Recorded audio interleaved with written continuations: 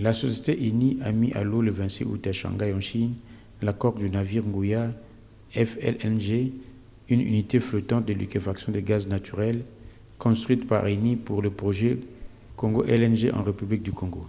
Cette unité viendra accroître de manière significative la production de GLL dans le cadre du projet Congo LNG, développé sous la concession marine 12 au large du Congo. Après l'avoir mise à l'eau, l'unité est maintenant prête à rejoindre le Congo pour être mise en service d'ici la fin de cette année.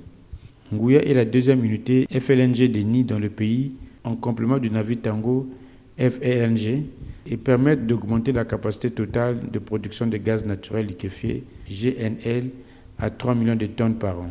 Cette cérémonie de mise à l'eau s'est déroulée en présence du ministre des Hydrocarbures, Bruno Jean-Michel Retour, ainsi que d'une délégation d'Eni conduite par le directeur de développement des opérations et de l'efficacité énergétique, Stefano Mayon. Congo LNG is a strategic initiative for Congo LNG est une initiative stratégique à la fois pour la République du Congo et pour Eni. Ce projet s'inscrit dans une stratégie plus large visant à répondre à la demande nationale d'énergie, à soutenir la croissance économique et à offrir au pays de nouvelles opportunités d'exportation sur le marché mondial du GNL. Pour le ministre des Hydrocarbures, Bruno Jean-Michel Retour, ce projet souligne les progrès continus du projet dans la valorisation des ressources gazières du Congo, tout en capitalisant les opportunités locales et internationales afin de créer davantage de valeur pour des parties prenantes. Nous voyons avec fierté ce navire prêt à quitter le chantier et à jouer un rôle stratégique dans la diversification énergétique de la République du Congo. Doté d'une capacité de production annuelle de 2,4 millions de tonnes de GNL, le FLNG Nguya portera notre capacité totale à 3 millions de tonnes par an d'ici 2026. Distingués invités, mesdames et messieurs, le FLNG Nguya est bien plus qu'un projet industriel. Il est le premier projet qui a permis au Congo d'entrer dans le club fermé des pays producteurs de GNL, marquant un tournant décisif dans notre histoire énergétique. En exportant notre premier méthanier en février 2024, nous avons franchi une étape majeure. Mais avec le Nguya, nous changeons d'échelle et confirmons notre stratégie de diversification en élargissant notre secteur énergétique vers le gaz. Ce projet a eu un effet d'entraînement. Il a suscité d'autres investissements et renforcé la crédibilité de notre pays comme partenaire fiable.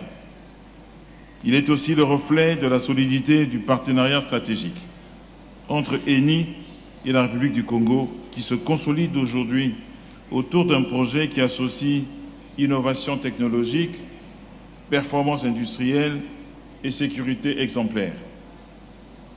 Son impact dépasse largement nos frontières.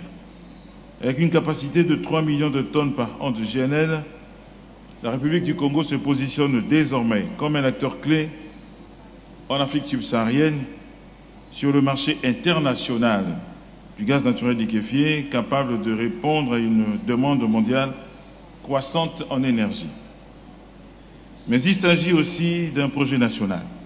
Une partie de la production sera utilisée par nos industries, par nos ménages, contribuant ainsi à développer notre tissu économique, à créer des emplois et à améliorer la qualité de vie de nos concitoyens.